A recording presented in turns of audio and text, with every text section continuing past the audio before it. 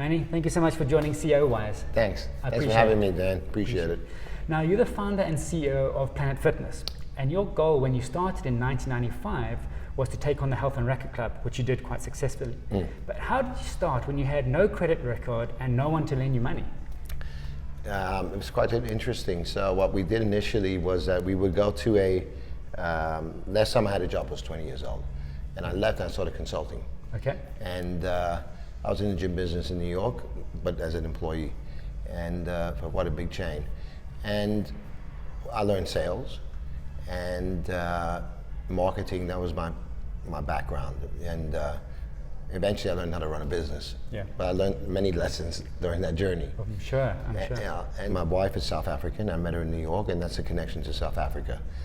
And I'm dressed like this because I just finished training in my gym. Yeah, so absolutely. I practice what I preach. Perfect. But I would walk into a gym owner and say to him, Mr. Smith, this is who I am, this is what I do.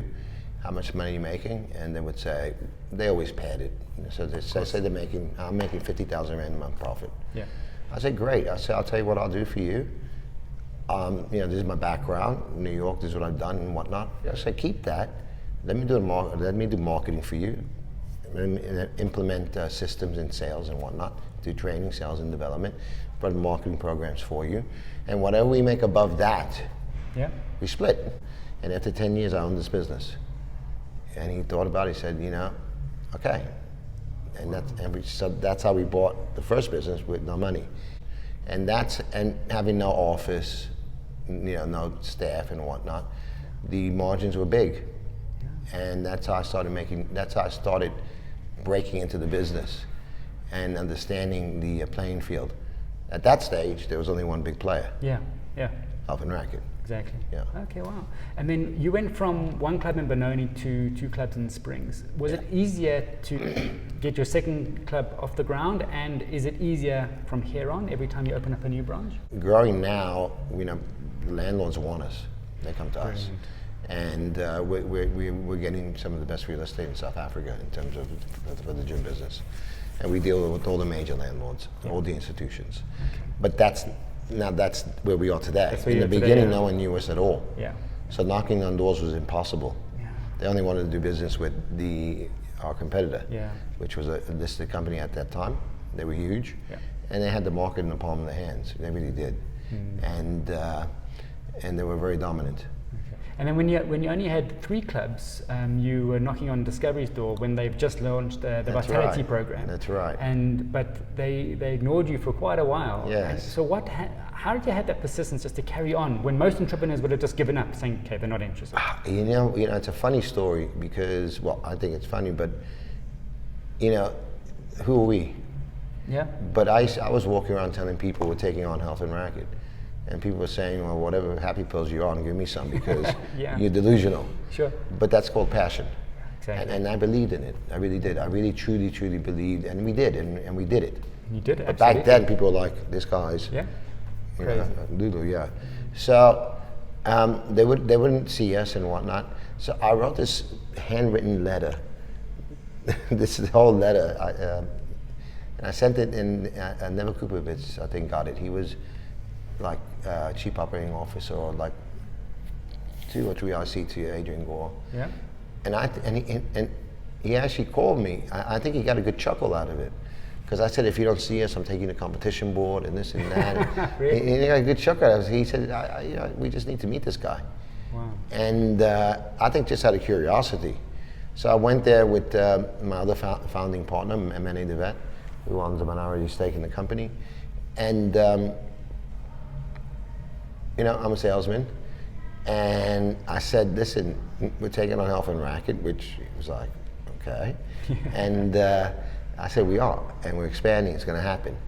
And somehow I convinced him to get his people to come see the 3 clubs. Yeah. And they said yes. And if it wasn't for that, they've been fantastic partners. Very strong loyalty program. Yeah, they do. But it would have been a very difficult space to compete against a Goliath with them having that loyalty program and us not. So that was a profound moment in the history of the brand. Yeah. And your plan at the moment is to open one gym every single month. Yeah. Now, I know from having a small business, your team, to get that right is quite critical, and it's a challenge in itself. So when you're expanding so rapidly, how do you cope with getting the best team? You know, that is the differentiating factor, is the people side of the business. But I think, you know, we just got accredited as a school, as an academy, particularly for that reason, because we have a country that has massive unemployment, and we're growing and we're creating jobs, and so we're going to teach them ourselves. And our philosophy is that you can start as a cleaner, okay, or a maintenance technician or a receptionist, become a general manager, and maybe become CEO one day. Yeah. But that's how we want to grow. We want to grow organically, we want it from inside up, and we're going to teach them ourselves as an accredited institution. Okay. Brilliant. So we're focusing on the people side of the business in a big way. Yeah, it seems like it. Most businesses are looking for that elusive annuity income, and your industry is accustomed to that, being the fitness industry. So what made you go against that model in the beginning? I know you've changed it now, but in the beginning, what made you go against that model? Yes. Well, Planet Fitness back then, like you said, was a non-entity. So the institutions can't even give us a meeting. I mean, to try to raise funding.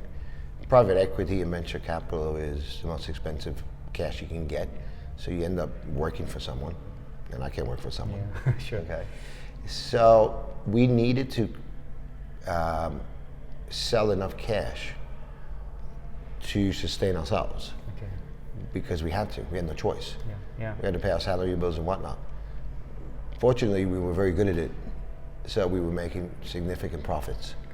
So we were able to do that until we got a proper balance sheet, and we got a fourth or fifth club and so forth, and then eventually the bank started looking at us seriously. And today they chase us, actually, to be honest, of course.